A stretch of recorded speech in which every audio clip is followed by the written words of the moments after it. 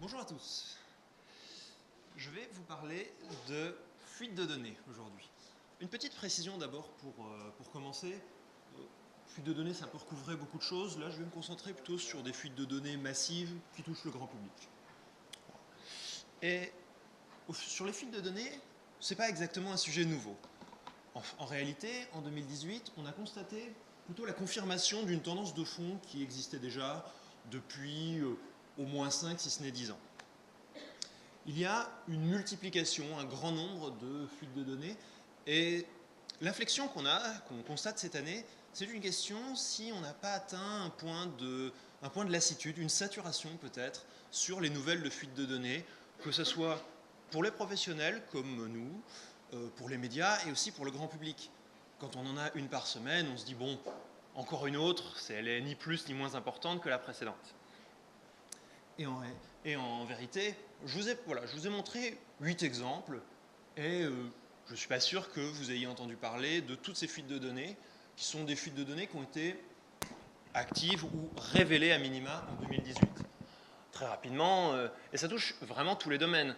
Très rapidement, British Airways, compagnie aérienne, T-Mobile, opérateur télécom, MyPersonality, qui est une application de test de personnalité sur Facebook, au-dessus Facebook que je ne présente pas, Google+, pareil, réseau social assez connu, Quora, site de questions-réponses sur le net, MyFitnessPal, application mobile de sport, et enfin les hôtels Marriott, donc chaîne d'hôtels internationale.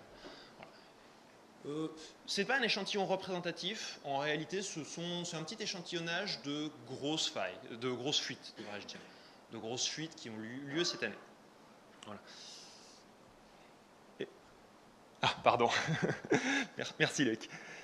Et donc, l'objectif de cette présentation, ça va être de vous donner quelques clés de lecture pour arriver à faire le tri entre ce foisonnement d'annonces et justement éviter la saturation ou la lassitude sur les annonces de fuite de données.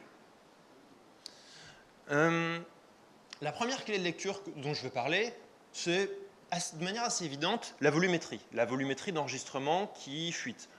Et le schéma ici vous présente une séparation entre 3 catégories. Bon, on voit que sur celle que j'ai sélectionnée, ça commence fort. La plus petite en termes de volumétrie, je dis bien, c'est British Airways avec non pas moins de 340 000 enregistrements qui ont fuité. Et la plus grosse, Marriott, qui actuellement est à 500 millions. Bon, ça cause quand même quand on s'imagine qu'on n'a jamais que 6 milliards de personnes sur la Terre. 500 millions quand même. Donc une personne sur 12 à peu près. Bon, évidemment, la volumétrie, c'est un critère qu'il faut relativiser.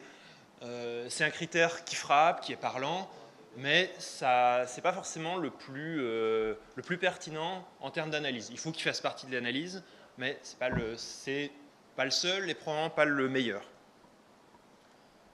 J'en viens donc au deuxième critère dont je souhaitais vous parler, c'est de bien faire la distinction entre les fuites de données et ce que j'appelle les expositions de données.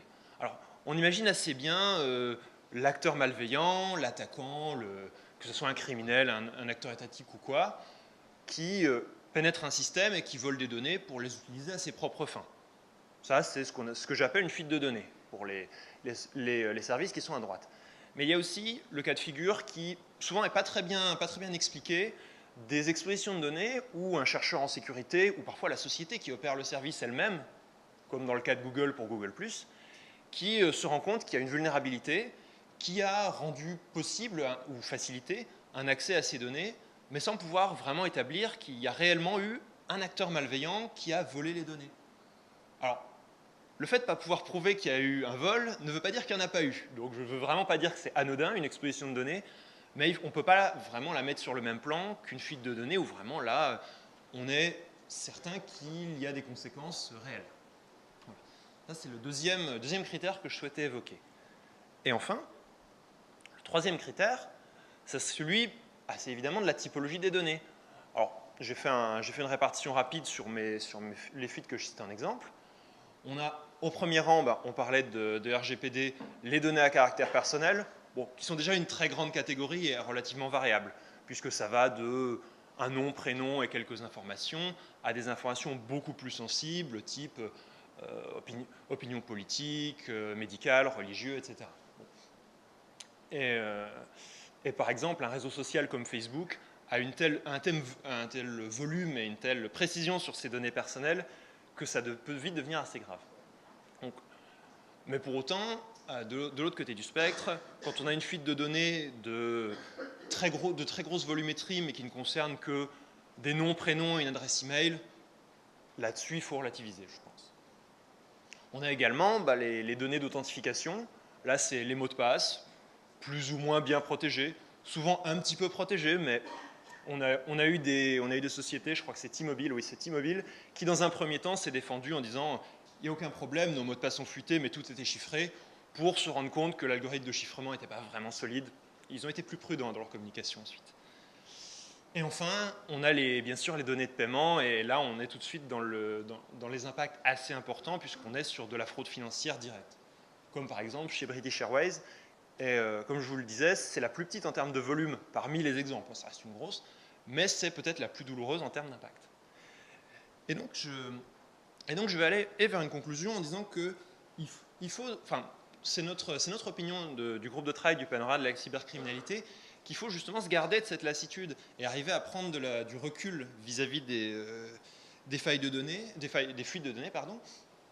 et essayer peut-être un peu de recentrer sur les conséquences, justement, chercher des critères tels que ceux que j'ai cités, qui ne sont pas exhaustifs d'ailleurs, et de penser aux conséquences que peut avoir une fuite de données, telles que, j'en cite quelques-unes, là non plus pas de liste exhaustive, mais les attaques sur authentification, réutilisation de mots de passe, etc. Les fuites les pertes de vie privée, et ça peut aller jusqu'à la fraude bancaire. Voilà pour cette présentation rapide. Et vous aurez peut-être remarqué, mais il y a pas mal de réseaux sociaux qui sont cités dans cette présentation. Et je vais donc laisser la parole à mon confrère Olivier Hérisson qui va développer un peu le sujet.